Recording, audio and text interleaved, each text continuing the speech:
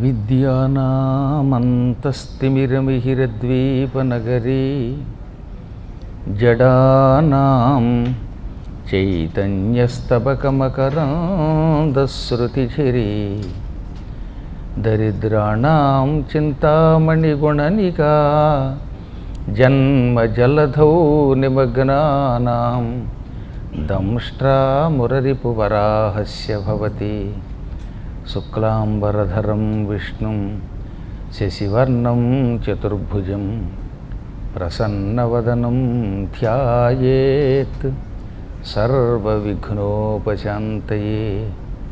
వందే గురుపదద్వంద్వమవాంగ్మానసగోచరం రక్తశుక్లప్రభామిశ్రమతర్క్యం త్రైపురం మహః. నారాయణం నమస్కృత్య నరం చైవ నరోత్తమం దేవీం సరస్వతీం వ్యాసం తతో జయముదీరయేత్. సచ్చిదానందరూపాయ విశ్వోత్పత్యాదిహేతవే తాపత్రయ వినాశాయ శ్రీకృష్ణాయ వయం నుమః. ఓం క్లీం కృష్ణాయ గోవిందాయ గోపీజనవల్లభాయ నమః. శ్రీకృష్ణ పరమాత్మని దివ్యలీలలు నిరంతరం చూసి తరించిన మహానుభావుల జీవిత చరిత్రయే భాగవతం. అంటే భగవద్భక్తుల చరిత్రయే భాగవతం. భాగవతం అని పేరు పెట్టేటప్పుడే వేదవ్యాసులు వారు చూసి చూసి పెట్టారు ఆ పేరు. భగవతః ఇదం భాగవతం. భగవంతునికి సంబంధించిన చరిత్ర భాగవతం. భగవంతుడు ఎక్కడుంటే ఇక్కడ భగవద్భక్తులు ఉంటారు. అందుకే భాగవతానాం ఇదం భాగవతం. భగవంతుణ్ణి చూచి నామస్మరణం చేసి ఆయన మీద రచనలు చేసి తీర్థయాత్రలు చేసి తరించిన మహానుభావులందరినీ భాగవతులు అంటారు. భగవద్భక్తులు అన్నమాట భాగవతులు అంటే. తెలుసో తెలియకు అందరూ భాగవతులకి స్వాగతం, భాగవతులకి నమస్కారాలు అంటున్నారు. అది వాళ్ళ భాగవతమే, కానీ అసలు భాగవతులు అంటే భగవద్భక్తులు అన్నమాట. నిరంతరం మనస్సులో అనుభవించేటటువంటి వాళ్ళే భాగవతులు అవుతారు. ఇవాళ కష్టం వచ్చినప్పుడు భగవంతుడిని తలుచుకొని కష్టం తొలగి సుఖం వచ్చిన తర్వాత భగవంతుని మర్చిపోతే వాళ్ళని మాత్రం భాగవతులు అని అనరన్నమాట. ప్రహ్లాదుడు అన్నం తింటున్నా, తిరుగుతున్నా, త్రాగుతున్నా, కదులుతున్నా, మెదలుతున్నా ఎప్పుడూ భగవత్ సంబంధమైన నామమే చేశాడు. ఓం నమో నారాయణాయ అనే అష్టాక్షరీ మంత్రం విడిచిపెట్టకుండా చేశాడు. అదిగో అటువంటి వాడిని భాగవతులు అంటారు. భాగవతుల్లో ఉచ్చస్థితికి చెందిన వాళ్ళు ఆ యుగంలో కొందరున్నారు. ప్రహ్లాద నారద పరాశర పుండరీక వ్యాసాంబరీష సుఖ సౌనక భీష్మదాల్భ్యాన్ రుక్మాంగదోద్ధవ విభీషణ ఫల్గునాదీన్ పుణ్యాన్ ఇమాన్ పరమ భాగవతాన్ స్మరామి. పరమ భాగవతులు ఉన్నారు వీళ్ళని. మనందరం భాగవతులమే, కానీ ఇందులో పరమ భాగవతులు కొందరు ఉన్నారు. ఇక వారిని మించిన వారు మరొకరు లేరు.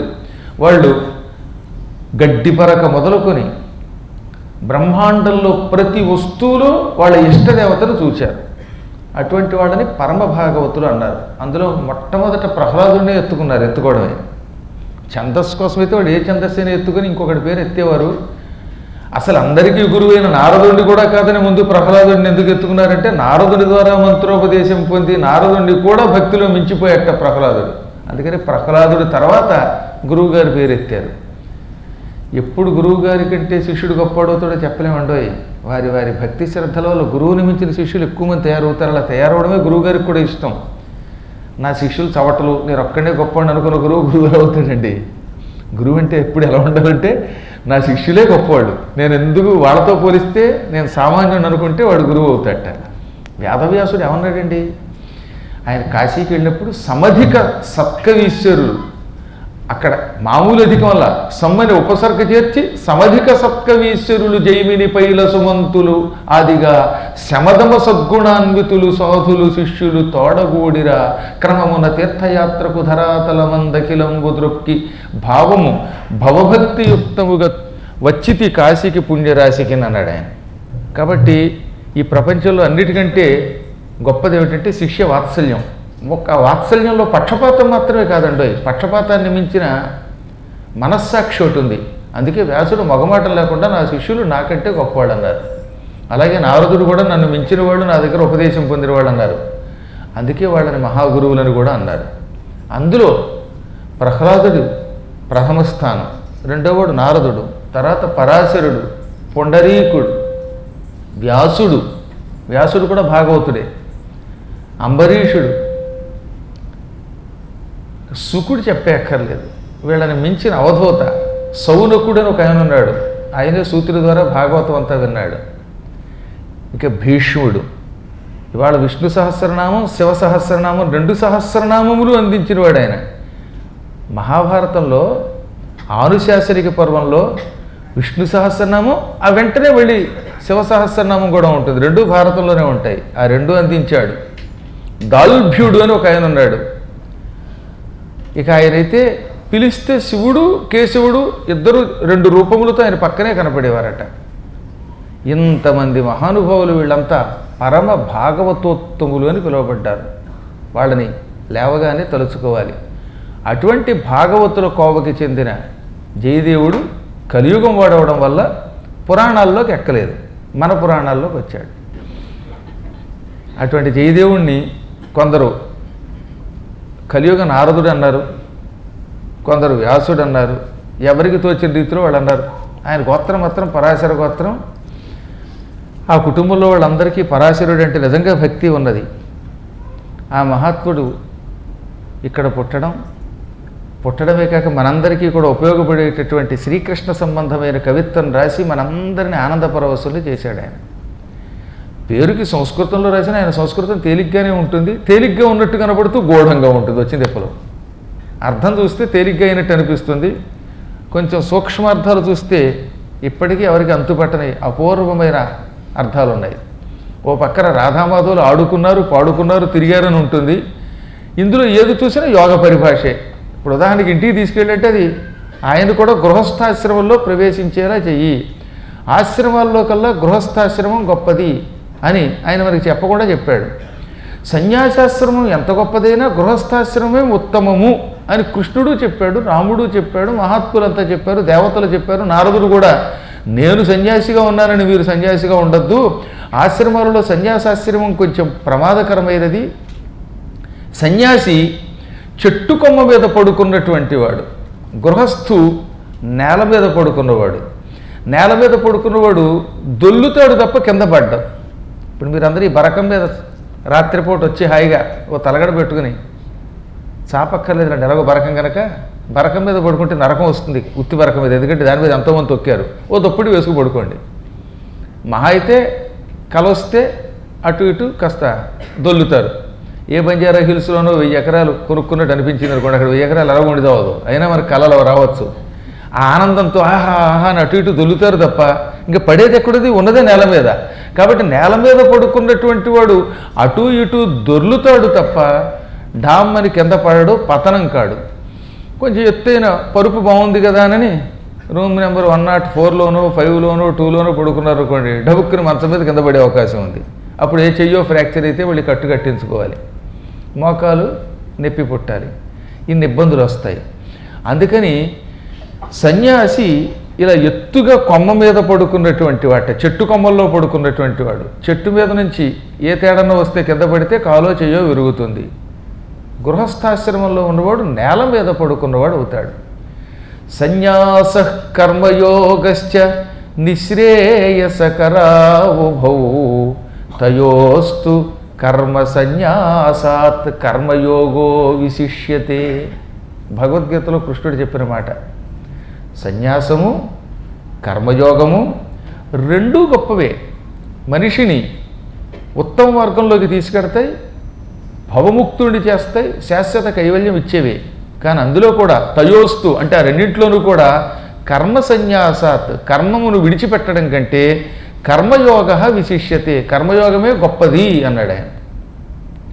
అందువల్ల గృహస్థాశ్రమంలో ఉంటూ మీ పనులు మీరు చేసుకుంటూ 10 మందికి అన్నదానం చేస్తూ అవకాశం ఉన్నప్పుడు మీ ఉద్యోగ సద్యోగాలకు ఇబ్బందులు లేనప్పుడు ఇలా యాత్రలు చేస్తూ భగవద్ దర్శనం చేస్తూ హోమములు చేస్తూ నామస్మరణ చేస్తూ పవిత్రంగా జీవితం గడిపితే ఈ జన్మలోనే ముక్తి వస్తుంది.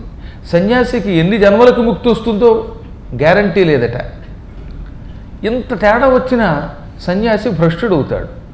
సన్యాసి ఆశ్రమంలో ఉన్నవాడికి దేని మీద కోరిక ఉండకూడదండి. కానీ ఎప్పుడొకప్పుడు కోరిక లేకుండా కలియుగంలో వాడికి ఎలా ఉంటుంది? పూర్వకాలంలో కూడా కొందరు భ్రష్టులయ్యారు, కానీ కలియుగంలో కొంచెం తొందరగా భ్రష్టత్వం పొందుతాం. మంచి హాయిగా ఏసీ ఫస్ట్ క్లాసులో ప్రయాణం చేయాలనిపించవచ్చు, విమానం ఎక్కితే ఫస్ట్ క్లాసులో వెళ్ళాలనిపిస్తుంది, సొంత విమానం కొనుక్కోవాలనిపిస్తుంది, లేదా మంచి పరుపు మీద పడుకోవాలనిపిస్తుంది. ఎవడైనా మైసూరు పాకం నిజమైన నేతితో చేసినప్పుడు, దిక్కుమాల డాల్డాతో కాకుండా ఘుమఘుమలాడి నేతితో చేసినప్పుడు రేపు కూడా మైసూరు పాకం తండి అనిపించవచ్చు.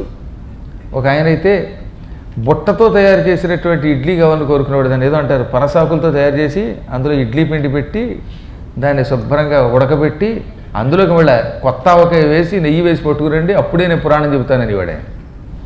నాకు మతిపోయింది. ఇది లేకపోతే పురాణం చెప్పనన్నాడు ఆయన.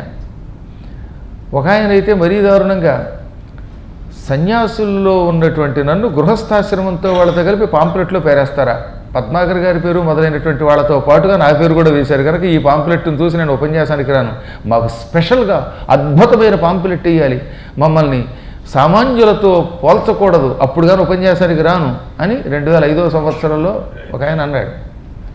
పాప ఈ పాంప్లెట్ వేసిన వాళ్ళు హడిలిపోయి ఆయన రాకపోతే ఇబ్బంది అని మళ్ళీ కొత్త పాంప్లెట్ వేయడానికి పరిగెత్తికెళ్ళి నానాయతన పడ్డారు. ఇక్కడ ఇప్పుడున్నంత టెక్నాలజీ కొంచెం లేని రోజులు అవి.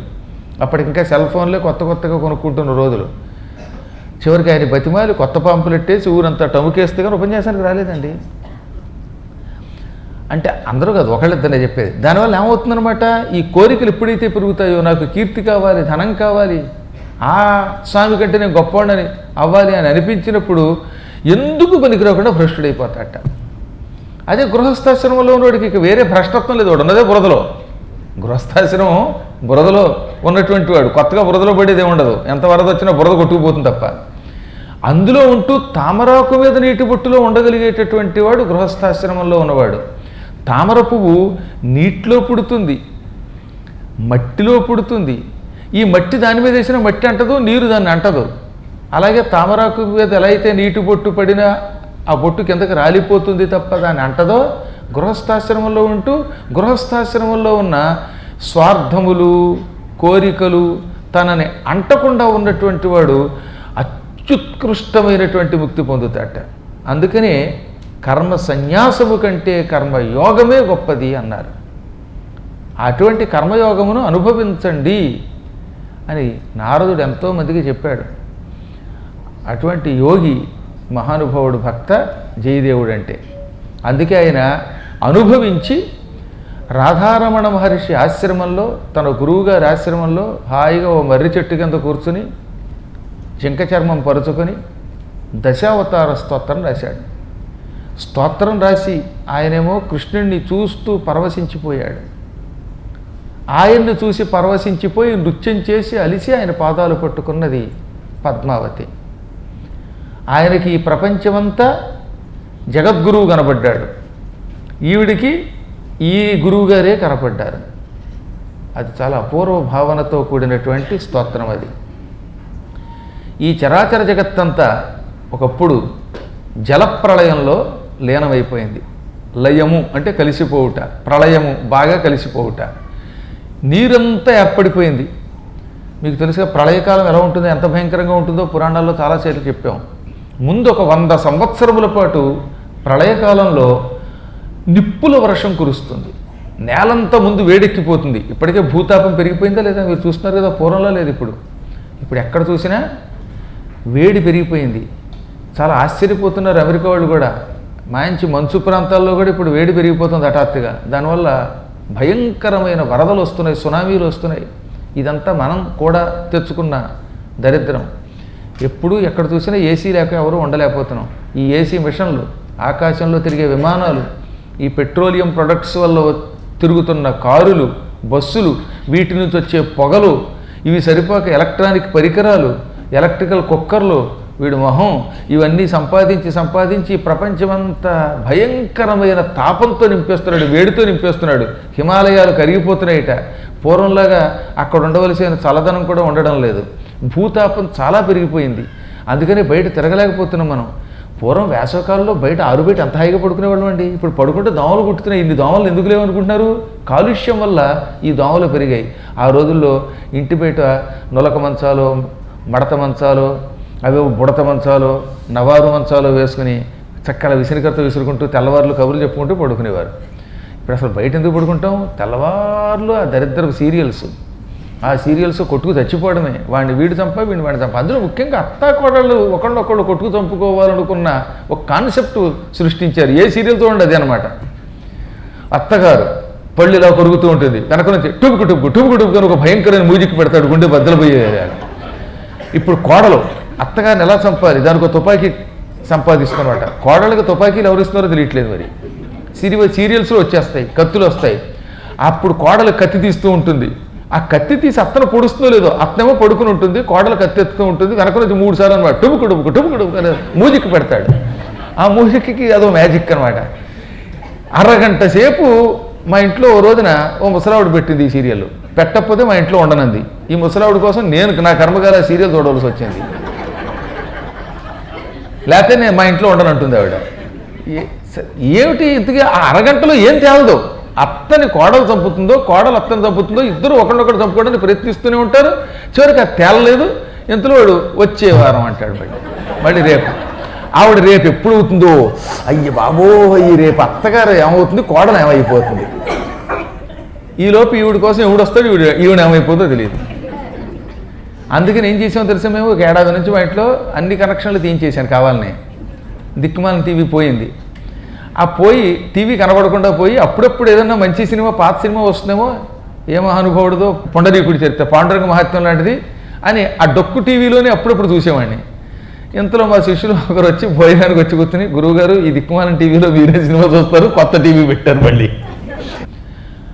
అప్పుడు ఏమవుతుందనమాట, ఈ టీవీలు, ఈ గందరగోళాలు ఇవన్నీ పెరిగిపోయి వేడి ఎక్కువైపోవడం వల్ల ఇళ్లలో పడుకోవడమే తప్ప బయటకు వచ్చే అవకాశమే లేదు. ఇంకా వీడిని చూసి వాడిని చూసి వీడు, అందరిళ్లలో ఏసీలేనండి ఇప్పుడు. అప్పుడు భూతాపం ఎంత పెరిగిపోతుంది.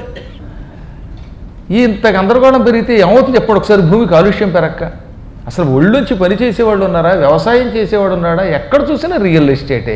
మొత్తం భూమండలం అంతా స్థలాలు అయిపోతే అన్నం ఎవడు పెడతాడు రేపొద్దున? ఇతరుల మీద ఆధారపడి అక్కడి నుంచి బియ్యం తెచ్చుకుని ఆ దరిద్ర బియ్యం, ప్లాస్టిక్ బియ్యం చైనా నుంచి తెచ్చుకుని ఈ అనారోగ్యం తెచ్చుకున్నాం. ఈ ఉచిత పథకాలకు లొంగకండి. మన హృదయ కమలం వికసించేలా చెయ్యండి. చేస్తే ఇంకా కొంత బాగుపడతాం. భారతదేశం బాగుపడాలంటే కనీసం ఇంకొక 40-50 ఏళ్ళు అటువంటి మహానుభావులు, యోగులు పరిపాలించాలి తప్ప ప్రపంచాన్ని సర్వనాశనం చేసి పారేస్తున్నారు ఉచిత పథకాలతోటి, చెత్త పథకాలతోటి. కానీ పూర్వకాలంలో చక్కగా ఏంటంటే హాయిగా వేసవకాలం వస్తే బయట పడుకునేవాళ్ళం. ఒక్క వేసవకాలం మాత్రమే వేడి ఉండేది. మిగతా కాలాల్లో ఏ ఋతువుల్లో ఏ ధర్మం ఉండాలో అది ఉండేది. అందుకని ఆ కాలం అంతా హాయి అయిన కాలం, పవిత్ర కాలం. ఇప్పుడు 2 కాలములు, ఒకటి సమ్మర్, 2 సూపర్ సమ్మర్, వేసవి, మండు వేసవి. అటువంటి కాలంలో ఒక 100 ఏళ్ళు వర్షం కురుస్తుంది. ప్రళయకాలానికి ముందు ఏం వర్షం? నిప్పుల వర్షం అన్నమాట. గుండెల్లో పడిపోయినట్టుగా అయిపోతాం మనం. భూమి అంతా కాలి ఎర్రగా అయిపోతుంది. మండిపోతున్నటువంటి ఒక ఖగోళం, సూర్యగోళం అయిపోతుంది. అంటే సూర్యుడు, ఖగోళం అంటే సూర్యగోళం అయిపోతున్నట్టు భూమి కూడా. మీలో ఎవరైనా అలసాని పెద్దని మను చరిత్ర చదివారు కదా, అందులో చమత్కారమైన పద్యం రాశాడు ఆయన. హిమాలయ పర్వతే లేకపోతే ఈ మండిపోతున్న భూగోళం ఏమైపోయేది అన్నాడు ఆయన. విలయ కృశానుకీలముల వేడిమి బోడిమి మాలి వెల్మిడిన్ కలసిన భూతధాత్రి మరి క్రమ్మర రూపయి నిల్చి ఓషధుల్ మొలవగ చేయునట్టి నయముం ప్రతికల్పమునందు కాంచు ఈ చలిమల వల్ల ఉల్లసిలు చల్లదనంబును ఓనుకుండినన్నంటాడు ఆయన. విలయ కృశానుకీలములు అన్నాడు ఆయన. ప్రళయకాలంలో అగ్ని ఎలా కురుస్తుందో చెప్పకుండా చెప్పాడు ఆయన. పైనుంచి దబ కుండపోత కింద వర్షం కురుస్తుందిట. ఏం వర్షం? నిప్పుల వర్షం అనమాట. అగ్ని జ్వాలలు పడిపోతాయి, ఎంతంత పెద్ద పెద్ద నిప్పులు పడిపోతాయి. పూర్వం స్టీమ్ ఇంజిన్లో నిప్పులు చూసారు, ఎర్రగా కణకణలాడుతూ కనపడేవి. అలాంటి నిప్పులు కురుస్తూనే ఉంటాయట. ఒకరోజు 2 రోజులు కాదు, 100 రోజులు, 100 ఏళ్ళు కురుస్తుంది ఆ వర్షం. 100 ఏళ్ళు భూమి మీద ఎక్కడ చూసినా వర్షమే కురిస్తే, నిప్పుల వర్షమే కురిస్తే, అగ్ని వర్షమే కురిస్తే అప్పుడు భూమి మొత్తం ఏమైపోతుంది? కాలి కాలి కాలి ఎర్రని నిప్పుగోళం అయిపోతుంది. అప్పుడు ఎవ్వరూ ఉండరు. పురాణం చెప్పడానికి నేనుండను, వినడానికి మీరుండరు. పెన్షన్ పెరిగిందా, లేక మా పెన్షన్ కట్ చేస్తారా అనే టెన్షనే ఉండదు. ఎవరికి ఏ బాధ ఉండదు. మోకాళ్ళ నొప్పులు లేవు, తలనొప్పులు లేవు, మొత్తం బూడిదైపోయాం కదా, ఎర్రగా అయిపోయాం అన్నమాట. ఆ తదనంతరం ఏమవుతుంది? మళ్ళీ ఈసారి ఇంకో 100 ఏళ్ళు భయంకర వర్షం కురుస్తుంది. పుష్కలావర్తము, సంవర్తకము ఇటువంటి మేఘములు భూమి మీద వర్షం దబ దబ దబ దబ కురిపిస్తాయి. ఆ వర్షమునకు ఈ చరాచర జగత్తంతా మునిగిపోతుంది. అసలు ఇంకెక్కడ భూమి అన్నది కనపడదు, అంత సముద్రమే. అదనమాట ప్రళయపయోధి అంటే. ఆ ప్రళయకాలంలో ఈ సముద్ర జలంలో స్వామివారు ఒక చేపగా మారారట. చేపే ఒక ఓడలో ఉందన్నారు. మళ్ళీ వేరే ఓడని తగిలించుకోవడం పక్కన పెట్టండి. ఆయన ఓడను తగిలించుకొని ఓషధుల్ని కాపాడడం అనేది పక్కన పెట్టండి. ఆయన శరీరమే ఒక పెద్ద నావ అయ్యింది. ఆ నావ మీద, శరీరం మీద కొన్ని జీవుల్ని, కొన్ని విత్తనాలని పెట్టి కాపాడేట. అందులో ముఖ్యంగా ఆయన కాపాడింది ఏమిటి? 4 వేదాలు కాపాడాడు. ప్రళయకాలంలో వేదం అనే ఒక విజ్ఞానం నశించిపోతే మళ్ళీ సృష్టి చేసినప్పుడు ఆయనకు కూడా కష్టమే అవుతున్నట్టండి. సృష్టి చేయాలంటే తెలివితేటలు ఉండాలి. ఆ సృష్టి నిలబడాలంటే తెలివితేటలు ఉండాలి. సృష్టిలో ఉన్నటువంటి ప్రాణులు బ్రతకాలంటే ఆహారం కావాలి. ఆ ఆహారాన్ని సృష్టించడానికి కూడా తెలివితేటలు కావాలి. అనేక రకములైన విజ్ఞానములన్నీ వేదముల రూపంలో ఉన్నాయి. వేదం అంటే కేవలం ఏదో భగవంతుడి నామస్మరణం చేయడం కష్టమా? అందులో సూర్యుడిని ఎలా ఉపయోగించుకోవాలి, అగ్నిని ఎలా ఉపయోగించుకోవాలి, పంచభూతాలను ఎలా ఉపయోగించుకోవాలి, విత్తనముల్లో ఏ విత్తనములు ఎలా ఉంటాయి. అందుకే ఆరికి నమ్మక చమకాల్లో కూడా గోధుమ ఆశ్చమే, శ్యామాక ఆచమే, శ్యామాకములని ఒక ధాన్యం ఉంది, ఒడ్లు. ఇవన్నిటిని ఎందుకు తెలుసుకున్నారంటే ఇవన్నీ ఆ పరమాత్మ ఇచ్చాడు. వాటిని మళ్ళీ ఎలా మనం పునరుత్పత్తిగా వాడుకోవాలి, పంట ఎలా పండించాలి అన్నీ చెప్పారు అందులో. సంవత్సరములకు ఒక్కసారి మాత్రమే భూమి మీద పంటలు పండిస్తే అప్పుడు ఆ ఒడ్లు, ధాన్యం దృఢత్వం కలిగిస్తాయి మనకి. సంవత్సరానికి 2 పంటలు 3 పంటలు చొప్పున ఎరువులు వేసి పండిస్తే ఆ తిండి తిన్న వాళ్ళకి ఒళ్ళంతా మండుతుంది, కళ్ళు మండుతాయి, కాళ్ళు నొప్పులు వస్తాయి, అనారోగ్యం వస్తుంది, తిండి పెరుగుతుంది, కానీ తిండి వల్ల కండ ఉండదన్నారు. భూమికి విశ్రాంతి ఇవ్వాలని చెప్పారండి వేదాల్లో. దాన్నే మహాభారతం వంటి వాటిలో చెప్పారు. ఇష్టం వచ్చినట్టు భూమిని దున్నేయకూడదు, దానికి విశ్రాంతి ఇవ్వాలి అన్నారు. మీ శరీరానికి విశ్రాంతి ఇస్తున్నారా లేదా? 24 గంటలు ఎక్కడే కూర్చుంటే ఆ తర్వాత ఇక మీరు నేను ఇద్దరం ఉండం. కాబట్టి మధ్యాహ్నం పూటో సాయంత్రం పూటో కాసేపు పడుకుని లేస్తే అప్పుడు శరీరం మళ్ళీ మన స్వాధీనంలోకి వస్తుంది, మన మాట వింటుంది. మధ్య మధ్యలో శరీరానికి వ్యాయామం, తినడం ఎలాగో నిద్ర కూడా అటువంటిదే. విశ్రాంతి లేని శరీరం, అవిశ్రాంతంగా పనిచేసిన శరీరం క్షీణించి రోగగ్రస్తం అవుతుంది. ఆ శరీరం కొంతకాలానికి కూలిపోతుంది. భూమి కూడా అంతే. సారం అంతా పాడైపోయేలాగా 24 గంటలు దున్నేయకూడదట. దేవీ భాగవతం అన్నిట్లో చెప్పారండి ఈ మాట. వేదములలో ఈ విజ్ఞానం ఉన్నది. ఆ అపూర్వమైనటువంటి మంత్రములు, మండలాలు ఒకసారి చూసుకోండి. వాటి అర్థం తెలియక వాళ్ళు మనం పట్టించుకోవట్లేదు కాబట్టి మనకు వేదం అంటే ఏమిటో తెలియటంలా. వేదం అంటే మానవుడు ఆనందంగా బతకడానికి పనికొచ్చే విజ్ఞానం ఇచ్చింది. శరీరం విడిచిన తర్వాత పరమాత్మని ఎలా పొందొచ్చో కూడా అందులో చెప్పారు. అందుకే వేదం అనే శబ్దములకు అది జ్ఞానం అని అర్థం అనమాట. అది 1, 2 కాదు, అనేక విశేషములైన జ్ఞానములతో కూడినది. ఈ వేదమే లేకపోతే పునఃసృష్టి ఉండదు. అందుకని విహిత వహిత్ర చరిత్రం అఖేదం అన్నారు. సక్రమంగా చెయ్యబడిన ఒక అందమైన ఓడలా మారి ఈ వేదములను ఉద్ధరించి తిరిగి భూమిని యథాతథంగా తయారు చేశాడు. ఆ కథ చాలాసార్లు భాగవతంలో చెప్పుకున్నాం.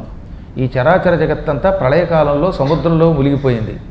అప్పుడు బ్రహ్మదేవుడు కూడా గాఢంగా నిద్రలోకి వెళ్ళిపోయాడు. అప్పుడు నిద్రపోతున్న బ్రహ్మగారి నోట్లోంచి వేదాలు బయటకు వచ్చేసాయి. గాఢంగా నిద్రపోవటం వల్ల వేదమనే ఒక విజ్ఞానం సూక్ష్మ రూపం ధరించి సముద్రంలో కలిసిపోతుంది. కంప్యూటర్లో చిప్ ఎలా ఉంటుందో చూశారు కదా మీరు. అలాగే డేటా అంటారనమాట వేద విజ్ఞానం. బ్రహ్మగారు నిద్రపోతుంటే వేదాలు ఎవడో ఎత్తుకుపోతే ఆయన పుస్తకాలు దాచుకోవచ్చు కదా, కొత్తగా రాయొచ్చు కదా అని ఎవడో అన్నాడు. వేదములు అంటే మన వరకు కేవలం ఈ పుస్తకాలు కాదు, ఆయన మస్తకములో నిక్షిప్తమైన విజ్ఞాన రహస్యం అన్నమాట. కంప్యూటర్లో మనకు కావలసిన చిప్ ఎలా పెడతాము, అలాగే సెల్ ఫోన్లో ఎలా అయితే ఆ సిమ్ కార్డు పెడతామో, అలాగే ఆయన బుర్రలో కూడా వేదాన్ని ఒక చోట భద్రపరిచాడు. ఆ విజ్ఞానం నిద్రపోతున్నప్పుడు లోపల ఉండదట. ఆ నిద్రపోవడం ఎటువంటిది అనమాట, ఛార్జింగ్ అయిపోయిన సెల్ ఫోన్ లాంటిది. అందులో సిమ్ ఉంటుంది కానీ ఛార్జింగ్ అయిపోయింది కూడా పనిచేయదు. అప్పుడప్పుడు మా శిష్యులకు ఫోన్ చేస్తూ ఉంటాను అనమాట. 6 నెలల తర్వాత మళ్ళీ ఎత్తి, గురువుగారండి నేను ఫ్లైట్లో ఇప్పుడు భువనేశ్వర్ ఎడుతున్నానండి, అందువల్ల ఛార్జింగ్ అయిపోయిందండి, అందువల్ల ఎత్తలేకపోయానండి, ఇప్పుడు మళ్ళీ ఎత్తానంటాడు. ఛార్జింగ్ అయిపోయి అవునా, ఛార్జింగ్ లేకపోతే ఏమవుతుంది, సెల్ ఉంది కానీ ఆయన మాట్లాడలేడు, మనం మాట్లాడలేము. బోడి సెల్ ఫోన్కే ఛార్జింగ్ అయిపోతే మనం మాట్లాడలేకపోతున్నామే. అలాగే గాఢంగా నిద్రపోవటం వల్ల భగవచ్చక్తి అనే ఒక ఛార్జింగ్ దూరం అయిపోవటం వల్ల బ్రహ్మగారి నోట్లో ఉన్న వేద రహస్యం ఉందే, అది బుర్రలో నుంచి బయటికి ఒక సూక్ష్మ కాంతి రూపంలో బయటకు వస్తుంది. అదనమాట వేద రహస్యం అంటే. దీనిని నాశనం చేసే శక్తి ఆ రోజుల్లో సోమకుడు లేక హయగ్రీవుడు అని ఒక రాక్షసుడికి ఉన్నది. వాడు కంప్యూటర్లో వైరస్ లాంటి వాడు అనమాట. వైరస్ ప్రవేశిస్తే కంప్యూటర్ని ఎలా పాడు చేస్తుందో అలాగే బ్రహ్మంతటి వాడిలో చేరి ఆయన నోట్లోంచి బయటకు వస్తున్న ఈ వేద విజ్ఞాన రహస్యాన్ని, సూక్ష్మకాంతిని మింగి దాచగలిగే శక్తి పొందేటవాడు తపస్సు ద్వారా. ఆవరం కూడా బ్రహ్మ ఇచ్చేటవాడికి. బ్రహ్మగారి కోసం తపస్సు చేస్తే నువ్వు ఈ విజ్ఞానాన్ని నేను నిద్రపోతున్నప్పుడు అపహరించే వరం ఇస్తున్నాను అన్నాడు ఆయన. బ్రహ్మ నిద్రపోయినప్పుడు మాత్రమే అపహరిస్తాడు వాడు, మెలకుగా ఉంటే అపహరించలేడు. నిద్రపోతున్నప్పుడే కదా దొంగలు ఎవడనో వచ్చి పట్టుకుపోతాడు. కొంతమంది రైల్వే స్టేషన్లో నిద్రపోతుంటే వాడు బట్టలు ఎత్తుకుపోయేవాడు వాడు. అదృష్టం ఏంటంటే ఒక్క వస్త్రం తప్ప మిగతా వెతికిళ్ళాడు కాబట్టి ఇక జనం వాడిని చూడగలిగారు. ప్యాంట్ ఎత్తుకుపోయారు, చొక్కా ఎత్తుకుపోయారు, వాడికి తెలియలేదండి. స్టేషన్లో పడుకున్నాడు ప్లాట్ఫారం మీద గాఢంగా, చివరికి డ్రాయర్ తప్పేమీ లేదు. ఇదంతా పక్కన పెడితే ఈ విధంగా ప్రపంచమంతా ప్రళయకాలంలో మునిగిపోయినప్పుడు బ్రహ్మగారిలో, నిద్రపోతున్న బ్రహ్మగారిలో నుంచి వచ్చిన వేద జ్ఞానమును అపహరించే వరం పొందాడు హయగ్రీవుడు. వాడు దాన్ని తీసుకుని నీళ్లలోకి వెళ్ళిపోయాడు. ఈ వేద విజ్ఞానం మళ్ళీ తిరిగి బ్రహ్మగారికి రాకపోతే పునఃసృష్టి ఉండదు, సృష్టి సక్రమంగా సాగదు. అందుకని పరమాత్ముడు విష్ణువు ఒక మహామేన రూపం ధరించాడు, పెద్ద చేపగా మారిపోయాడు. ఆ చేపకి పైన కొమ్ము కూడా ఉంటుంది. ఈ కొమ్ము ధరించి వాడిని చీల్చి చెండాడట. వాడేం సామాన్యుడు కదంటో, ముష్టి దళిత గ్రావున్ హయగ్రీవునిన్ అని భాగవతం 9వ స్కంధంలో పోతన గారు అన్నారు. పిడికిలితో కొడితే కొండలు పచ్చడైపోతాయట. కొండల్ని పిడికిటి పోటీతో పచ్చడి చేసే శక్తి కలిగినటువంటి వాడు.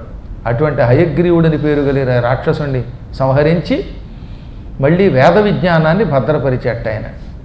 అందుకని ఎప్పుడైనా వీరుంటే 9వ స్కంధంలో పద్యాలు చాలా బాగుంటాయి, చదవాలి. పోతన గారి భాగవతంలో 9వ స్కంధ పద్యాలు చాలా గొప్పవి. ఆ కరటిందాకి వధించే ముష్టి దళిత గ్రావున్ హయగ్రీవుని అన్నారు. ముష్టి అంటే పిడికిలి. ఈ పిడికిలి చేత దళిత, భిన్నము చేయబడిన, ముక్కలు చేయబడిన గ్రావున్, గ్రావం అంటే కొండ, కొండలు కలిగిన వాడు, కొండలు కూడా పిండి చేస్తాడు వాడు. అటువంటి హయగ్రీవుణ్ణి సంహరించాడనమాట. సంహరించి తిరిగి వేద విజ్ఞానాన్ని ఇచ్చాడు. అటువంటి మేనావతారం ధరించిన, మత్స్యావతారం ధరించిన ఈశ్వర, జగదీశ్వర, కృష్ణ నీకు జయము కలుగుగాక, నీవు జయించదవుగాక, నీకే శుభం కలుగుగాక అని మత్స్యావతారం గురించి వర్ణించాడనమాట. ఈ దశావతారాల్లో మొదటిది ప్రళయపయోధి జలే ధృతవానసి వేదం విహిత వహిత్ర చరిత్రమఖేదం కేశవా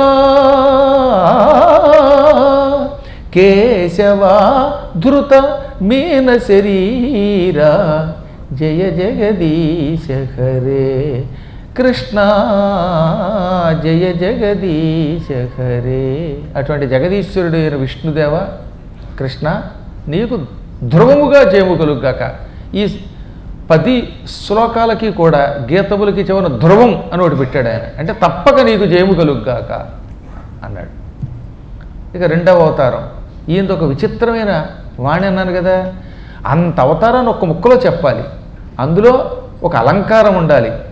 నిరలంకారంగా ఏ అలంకారము లేకుండా ఏదో కవిత్వం చెబితే అది పెద్ద కవిత్వంలో అవుతుంది. చాలామంది ఎన్నో రకాలైన పాటలు రాయొచ్చు కాక, కానీ ఈ పాటకి అందం అన్నమాట. పాత పాటల్లో కొన్ని పాటలు విచిత్రంగా ఉంటాయి. కొన్ని సినిమాలో ఓ సుబ్బారావు, ఓ అప్పారావు, ఓ వెంకట్రావు, ఓ డిప్పారావు, ఎవరో ఎవరో ఎవరో ఎవరో వస్తారంటే నువ్వు వస్తావా అయినా కానీ రెడీ ఇదో పాట అండి. ఏది నిన్న రైల్లో వినిపించాడు ఒక నాకు. ఆ ఇద్దరు పాపం తమిళనాడు నుంచి వస్తారట. చక్కగా మంచి పాట పెట్టుకున్నారు వాళ్ళు, చాలా మంచి వాళ్ళు. అసలు తమిళనాడులో కొంతమంది గురువుగారి భక్తులు చాలా గొప్ప భక్తులు, వాళ్ళకి మేము అంత అన్నం కూడా పెట్టాం. అందులో ముందు నీవేనా నన్ను పిలిచినది పాట అందంగా వినిపించాడు. దాని వెనకాతలు తన్నుకుని రెండో పాట వచ్చిందనమాట. ఇది పాట, ఓ అప్పారావు ఓ వెంకట్రావు. ఇదే ఇంకేం లేదు. అసలు పాట పెట్టి చెప్పు నీళ్ళలో దూకి తెచ్చిపోవాలనిపించింది. అలా దూకేస్తే మళ్ళీ మీకు పురాణం చెప్పేవాడు ఉండడం ఆగిపోయాను. ఇలాంటి పాటలు పెట్టి అలాంటి గేయాలా? ఈయన దాంట్లో అపూర్వమైన భావన, అపూర్వమైనటువంటి గొప్ప అలంకారం లేకుండా అసలు ఏ పాట రాయడే. ఇందులో ఏమన్నారు? క్షితిరతి విపులతరే తవ తిష్టతి పృష్ఠే ధరణికిణ చక్రగరిష్ఠే కేశవాధృత కచ్చపరూప జయ జగదీశ హరే జయ జగదీశ హరే. ధరణి అంటే భూమి, ధర ఎత్తడంలో, ధరించడంలో నీ అంత గొప్పవాడు మరొకడు లేడు. ధరణిధరము అంటే మళ్ళీ కొండ అని ఒక అర్థం. నిజానికి కూర్మావతారంలో ముందు భూమిని ఎత్తాడు ఆయన. మనందరం అనుకున్నట్టుగా మందర పర్వతాన్ని ఎత్తడం కోసం కూర్మావతారం ఎత్తలా. ఎందుకంటే మందర పర్వతం ఎత్తాలంటే బలి చక్రవర్తి దాకా ఆగాలి, అవునా? అప్పటికి వామనావతారం దాకా వెళ్ళాలి, నరహరి అయిపోవాలి. కానీ రెండవ అవతారంలో చెప్పారే కచ్చప రూపం. కారణం ఏమిటి? పూర్వం ఈ చరాచర జగత్తంతా జగత్ప్రళయంలో కలిసిపోయింది.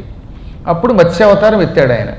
తిరిగి భూమి పైకి లేచింది. ఈ భూమి పైకి లేచినప్పుడల్లా నీళ్లలోకి దిగిపోతూ ఉండేది మళ్ళీ.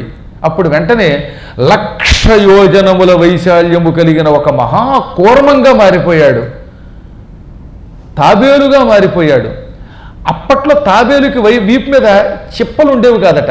మీరు తాబేలు చూశారు కదా, ఇంతంత స్క్వేర్ టైపులో మచ్చలు ఉంటాయి, అవునా? విడదీయబడినట్టుగా ఏదో భూమిని ప్లాట్లు చేసి అమ్మినట్టుగా ఉంటాయి అన్నమాట. విమానంలో చూస్తే ఇలా ప్లాట్లు కనపడతాయి చుట్టూతా గోడ కట్టినట్టుగా. అలాంటి ముద్రలు లేవు, కేవలం నున్నని వీపుట.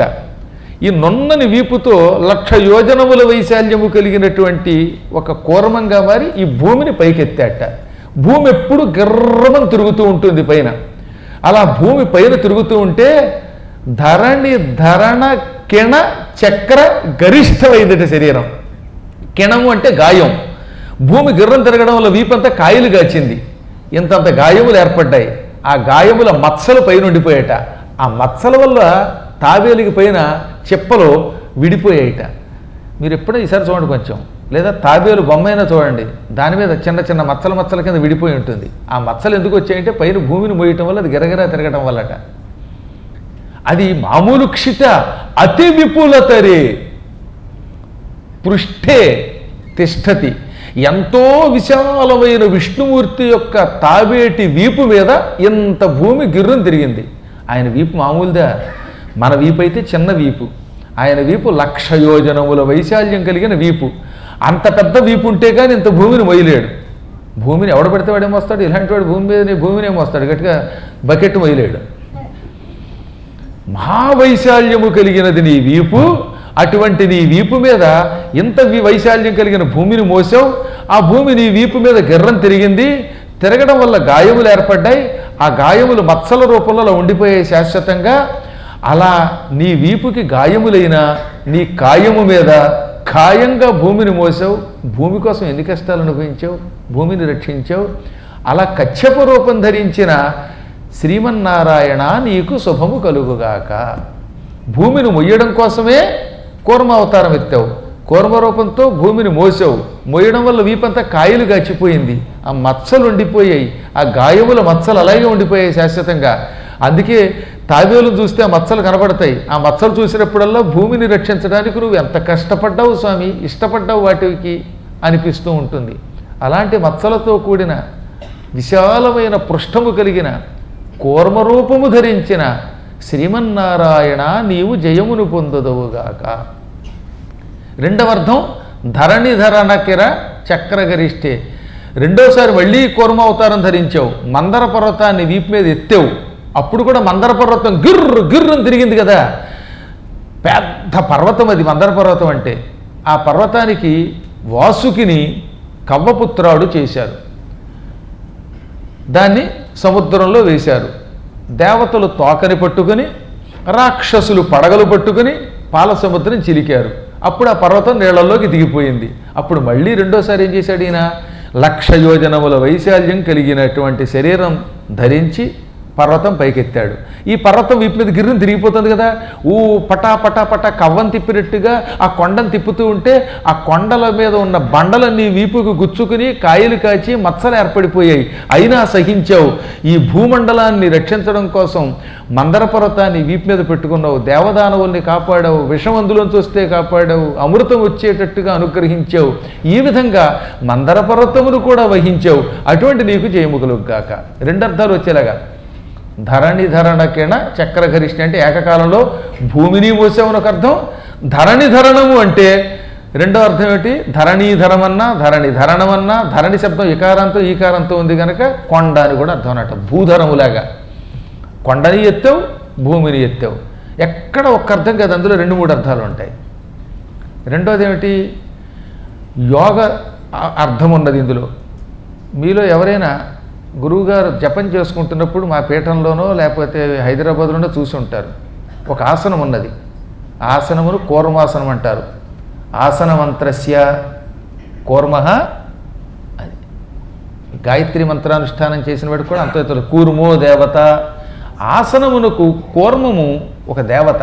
విష్ణుమూర్తి మనం కూర్చునే ఆసనంలో ఆవహించుకుని శ్రీమన్నారాయణం ఆవాహయామి స్థాపయామి పూజయామి అని ఆసనంలోకి విష్ణువుని ఆవాహన చేసి దాని మీద కూర్చుని జపం చేస్తే ఆ జపం 1000 రెట్లు ఎక్కువ ఫలితం ఇస్తుంది. అందుకనే భక్తులు నా కోసం చక్కగా కూర్మ రూపంలో ఉన్న ఒక ఆసనం చెక్కతోటి, అది కూడా మేడి చెక్కతో కొందరు తయారు చేసి ఇచ్చారు. అటువంటి ఆసనం మీద కూర్చుని కాసేపు జపం చేస్తే ఇంక వాడికి పునర్జన్మ ఉండదు, వాడు నరకానికి వెళ్ళాడు. అందుకే ఆసన మంత్రస్య కూర్మో దేవత సుతలం ఛంద అని ఒక మంత్రం ఉన్నది. అదంతా ఇప్పుడు అనవసరం, ఇక్కడ వేదిక మీద చెప్పక్కర్లా. కూర్మ ఆసనం మీద కూర్చుని చేసేటటువంటి యోగాభ్యాసము, మంత్ర అనుష్ఠానము అపూర్వ ఫలితం ఇస్తాయి, యోగిని చేస్తాయి మనిషిని. యోగులు ఏం చేస్తారన్నమాట? తనను తాను భూమిగా ఆవాహన చేసుకుంటారట. నేనే భూమిని అనుకుంటాడు. అప్పుడు వాడికి ఏమవుతుందన్నమాట? స్థిరత్వం వస్తుంది, ఓర్పు వస్తుంది. జపం చేయడానికి ముందు ఏం కావాలి? ఓర్పు కావాలి. జపం చేసేవాడు కోపం రాకూడదండి. నేను జపం చేసుకుంటున్నాను, డిస్టర్బ్ చేయకండి అన్నాడా, వాడికి జపం ఏం చేస్తున్నట్టు వాడి ముఖం. జపం చేసేవాడికి కావలసిందే ఓర్పు. కొందరు సంధ్యావందనం మొదలెడతారు, ఇక భార్యని తిట్టేసి, కొడుకుని తిట్టేసి, ఇంట్లో ఉన్న వాళ్ళందరినీ గయమని, ఏదో మనవరాల మీద కొంచెం ప్రేమ ఉంటే వాడిని తిట్టరు అనుకోండి, మిగతా వాళ్ళందరినీ తిడుతూనే ఉంటారు. వాడి ఎంతసేపు పక్క వాళ్ళని తిట్టుకుంటూనే జపం చేస్తారు. ఇక వీడికి అసహనంతో ఉంటే ఆ జపం వల్ల ఏమాత్రం ఉపయోగం లేదు. అందుకని ఏం చేయాలట? ఆసనంలోకి కూర్మమును ఆవాహన చేయాలి, తాబేలును ఆవాహన చేయాలి, తనలోకి భూమిని ఆవాహన చేసుకోవాలి. కూర్చుని పద్మాసనం వేసుకోవాలి. ఏ ఆసనం వేసుకోవాలి? పద్మాసనం వేసుకోవాలి. ఎడమ చేతి మీద కుడి చేతిని పెట్టుకోవాలి. పెట్టుకుని గురువిచ్చిన మంత్రాన్నో లేక మంత్రానుష్ఠానం చేయకపోతే యోగతత్పరుడే అన్నీ విడిచిపెట్టి శూన్యంలోకి వెళ్ళిపోయి కేవల ధ్యానంతో అక్కడ కూర్చోవాలి. అటువంటి వాడు ఈ జన్మలోనే తరిస్తాడు. అదనమాట. క్షితి అతి విపులతరే తవ పృష్ఠే. శ్రీమన్నారాయణ, నువ్వు కూర్మాసన రూపంలో ఉంటావు. అప్పుడు నీ ఆసనం, నీ వీపు విశాలంగా ఉంటుంది. కూర్చునేటటువంటి సాధకుడు క్షితి, తానే భూమి అయిపోతాడు. భూమి వలె ఓర్పుగా ఉంటాడు. మనస్సు అన్ని చోట్లకి భూమి గుండ్రంగా తిరిగినట్టు తిరుగుతుంది, అయినా దాన్ని అదుపులో పెడతాడు. పెట్టి నీ వీపు మీద కూర్చుని తపస్సు చేస్తాడు. అలా తపస్సు చేసేటటువంటి వాడి మనస్సులో వచ్చే ఆలోచనలన్నీ విష్ణువుకి చెందుతాయిటండోయ్. భగవంతుడి మీద మనస్సు లగ్నం చేసి కూర్మాసనం మీద కూర్చుని తపస్సు చేసేవాడి మనస్సులోకి పొరపాటున చెడ్డ ఆలోచన వచ్చిందంటే ఈ చెడ్డ ఆలోచన ఎవరు స్వీకరిస్తారు? ఆసనం విష్ణువే గనక ఆయన స్వీకరిస్తాడు. ఈ పాపాత్ముడి పాపపుట ఆలోచనలు ఆయన వీపు మీద గాయములైపోతాయట, కిణచక్రాలు అయిపోతాయట, గాయములైపోతాయట. ఆ గాయములు కూడా స్వీకరించి, పోన్లే వీడు నన్నే ఆవాహన చేశాడు, నా మీద కూర్చుని తపస్సు చేస్తున్నాడు, వీడి పాపాలు వీడి ఆలోచనలు అన్నీ నేను స్వీకరిస్తాను, వీడికి మాత్రం మోక్షం ఇస్తాను అని ఆ గాయములు తాను భరించి వీడిని అనుగ్రహిస్తున్నట్టు ఆయన. అటువంటి వాడిని కశ్యపము అంటారు. కశ్యపము అనే శబ్దమునకు యోగాభ్యాస తత్పరులను అనుగ్రహించేటటువంటి దేవతారూపమని కూడా పేరు అనమాట. అలా యోగులను అనుగ్రహించే కశ్యప రూపం ధరించిన వాడా, కూర్మరూపం ధరించిన వాడా, శ్రీకృష్ణ యోగేశ్వర నీకు జయము కలుగుగాక అన్నాడు ఆయన. ఇక మూడవది తీసుకొచ్చారు. శ్రీమన్నారాయణుడు వరాహ అవతారం ఎత్తాడు. తెల్లని రూపం, అది మామూలు తెల్లని రూపం కాదు, స్వచ్ఛమైన తెలుపు. వెన్నెల, చంద్రుడి యొక్క వెన్నెల, ఇటువంటివేవి ఆయన తెల్లదనాన్ని ఏమాత్రం తక్కువ చేయలేవు. నిజానికి వెన్నెల చాలా తెల్లగా ఉంటుంది, పాల సముద్రం తెల్లగా ఉంటుంది, శివుడు తెల్లగా ఉంటాడు, బలరాముడు ఆదిశేషుడు తెల్లగా ఉంటాడు, వాసుకి తెల్లగా ఉంటాడు, సరస్వతి తెల్లగా ఉంటుంది, మల్లె పువ్వులు తెల్లగా ఉంటాయి. ఇంత తెల్లదనం కూడా ఆయన రూపం ముందు వెలవెలబోయాయిట, అంత తెల్లగా ఉంటాడు ఆయన. అందుకే ఆయన శ్వేతవరాహము అన్నారు. ఈ వరాహ రూపంలో 2 కోరలు ఉన్నాయి ఆయనకి. కోరలు ఇంకా తెల్లగా ఉన్నాయి. ఈ కోరల మీద సముద్రంలో మునిగిపోయినటువంటి భూమిని పైకెత్తాడు ఆయన, పైకి తీసుకొచ్చాడు. నీళ్లలోంచి పైకి వచ్చేటప్పుడు ఆయన కోరల మీద ఉన్నదట. 2 కోరల మీద లేదండోయ్, ఒక కోర చివర ఉందిట భూమి. ఆయన కోరలు ఎంత పెద్దవంటే ఆ కోరల మీద ఇలాంటి గ్రహాలు ఎన్నైనా ఉంటాయి, అందులో ఒక కోర చివర భూమిలో నిలబడిపోయిందిట. ఆ దృశ్యం ఎలా ఉందో తెలిసినట్టు చూడడానికి, ఆకాశంలో పూర్ణిమ నాడు చంద్రుడు ఉదయించాట. ఆ చంద్రుడిలో ఏం కనపడుతుంది మనకి? చిన్న మచ్చ కనపడుతుంది, అస్పష్టంగా ఒక మచ్చ కనపడుతుంది. చంద్రుడిలో మచ్చలో ఉందట ఆయన కోర మీద భూదేవి. కోరేమో తెల్లగా ఉందండి, భూమి ఏమో మట్టి కదా నల్లగా ఉంటుంది. ఇంత మట్టి కూడా కోర చివర అతుక్కుపోయి ఇంత పిసర కింద ఉండి చంద్రుడి యొక్క రేఖలో, కోర ఎలా ఉంటుంది? చంద్రబింబం కూడా కాదు, జాబిలి రేఖ. ఆ జాబిలి రేఖలో ఉన్నటువంటి చిన్న మత్సవలే కనపడుతోందంటే ఎంత పెద్ద కోర, భూమి ఎంత చిన్నదైపోయిందో ఆలోచించండి. అసలు ఎంత గొప్ప ఊహది. వసతి దశన శిఖరే ధరణీ తవలగ్న శశిని కలంక కళేవ నిమగ్న కేశవాధృత సూకర రూప జయ జగదీశ హరే జయ జగదీశ హరే. శశిని చంద్రుని యందు కళంక కళ ఇవ, మచ్చలాగట. మచ్చ కూడా అట్లా, కళంకం ఒక కళట. ఆ కళవలే మగ్న, అందులో పూర్తిగా లీనమైపోయింది, కలిసిపోయింది. చంద్రుడిలో చిన్న మచ్చ కనబడకుండా అందులో కలిసిపోతుంది.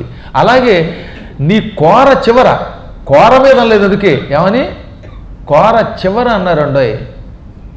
దశన శిఖరే, దశనం అంటే కోర, కోర యొక్క చిట్ట చివరి భాగం శిఖరం. శిఖరం అంటే ఏంటనమాట? చిట్ట చివర కొండకి పై నుండి అగ్రభాగమును శిఖరం అంటారు. పర్వతాగ్రమే శిఖరం అని పిలువబడుతుంది.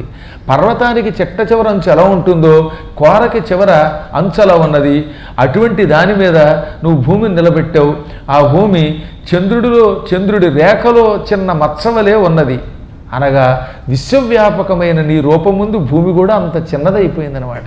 దాన్ని అలా మోస్తున్నావు, అది నీకు అందం తెచ్చిపెట్టింది. అది కూడా అందమే కదా ఆయన మోస్తూ ఉంటే. అలా ఆనాడు భూమిని ఉద్ధరించావు. నీకు భూమిని ఉద్ధరించడం పెద్ద కష్టమా?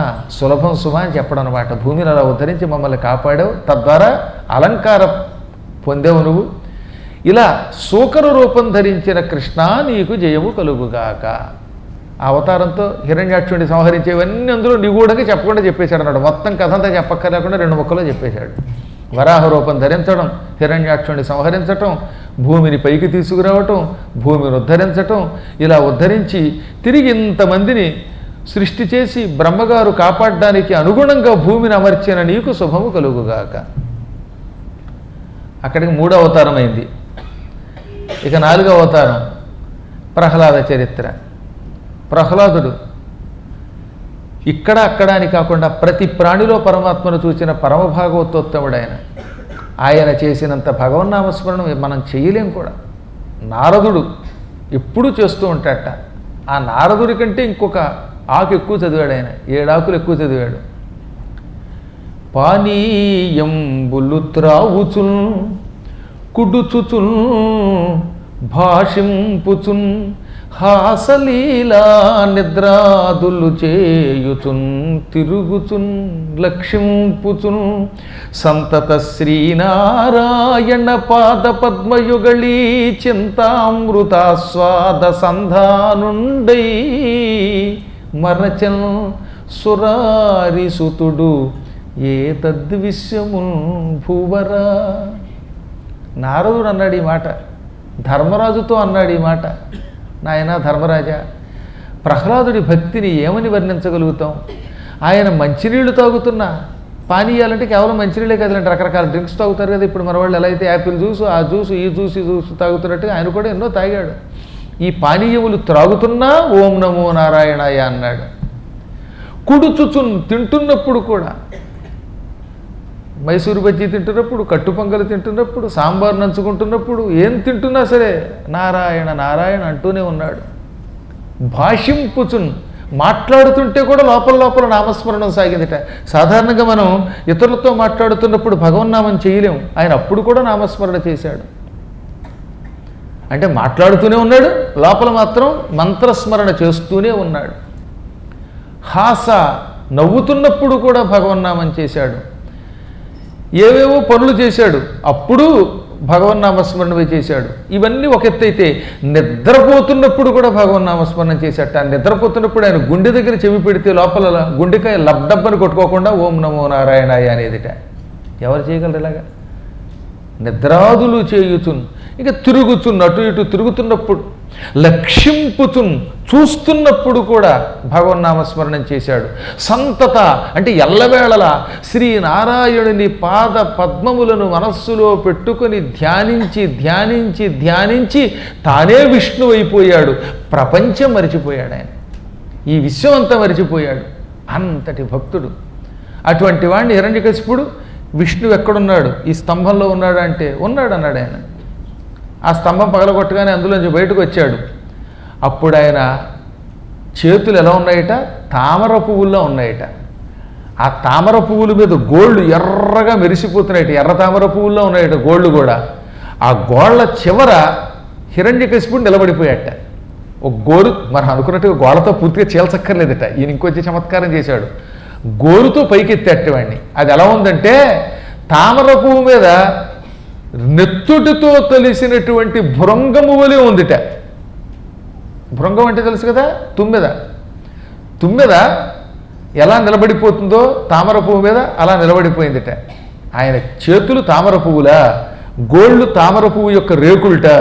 ఆ రేకు పైన అంత పెద్ద హిరణ్యకశిపుడి యొక్క శరీరము నెత్తుడితో తొలిసి ఎర్ర తామర పువ్వు రేకులాగా చివరి నిలబడిపోయింది. అంత దౌర్భాగ్యుడు నీ దగ్గర ఆఫ్టర్ ఆల్ ఒక రేణువులా నిలబడిపోయాడు అని చెప్పాడు ఆయన. తవకర కమలవరే నఖమద్భుత శృంగం దళిత హిరణ్యకశిపు తనుభృంగం కేశవాధృత నరహరి రూప. అసలు వాడి శరీరం చీల్చబడిన హిరణ్యకశిపుడి శరీరం ఒక భృంగమై గోరు అనేటటువంటి చివరి భాగంలో తామర పువ్వుల్లాంటి చేతుల గోరి చివరి భాగంలో నిలబడిపోయింది. అసలు ఎవడు నిలబెట్టగలడు? మీరు ఒకసారి ఆలోచించండి. గోటితో నేను ఎత్తుతాను అంటాడు, ఎవడన్నా ఎత్తగలడా? గట్టిగా కళ్ళదోడు పెట్టి ఎత్తలేం. గోటితోటి ఎత్తితే చేతులు లాగేస్తున్నాయి. వాళ్ళు పుస్తకాలు మొయ్యలేకపోతున్నారు, సామాన్లు మొయ్యలేకపోతున్నారు. నా దగ్గరికి రావడానికి ముందు నా శిష్యుడికి ఆ సామాను మోసేవారు. ఇప్పుడు వాళ్ళకి సుకుమారతనం వచ్చింది. అందుకని దాని ఏంటంటే రైల్వే స్టేషన్లో సామాన్లు మోయడానికి ట్రాలీ మాట్లాడండి గురువుగారు అంటున్నారు. ఇప్పుడు సామాన్లు కూడా మొయ్యలేకపోతారు గురువుగారి దగ్గరికి వచ్చాక సుకుమారత్వం పెరిగి. ఇంకొక ఆయన అయితే బజ్జీలు కూడా విడదీసుకు తినలేకపోతున్నానండి, బజ్జీ నోట్లో పెట్టేవాడు ఉంటే బాగుండండి అంటాడు ఇంకో శిష్యుడు. ఇంకా నయ్యా నవిలి పెట్టిన తర్వాత నోట్లో పోయమలేదు. అలా సుకుమారత్వం పెరుగుతుంది. గట్టిగా బజ్జీలు వేయలేం, గోరుతో ఎత్తలేం. అటువంటిది గోటితో ఎత్తి పారేసేట అంతటి శరీరాన్ని. అది చూడడానికి తామర పువ్వు యొక్క రేకు చివర తుమ్మెద వారిందా అన్నట్టుగా ఉందన్నారు. అంత ఊహతో నరసింహావతారాన్ని వర్ణించాడు. ఆ విధంగా హిరణ్యకశిపుణ్ణి చీల్చి చెండాడి భక్తుడైన ప్రహ్లాదుణ్ణి రక్షించిన నరహరి రూపంతో ఉన్న కేశవ నీకు శాశ్వతముగా జయముగలుగాక.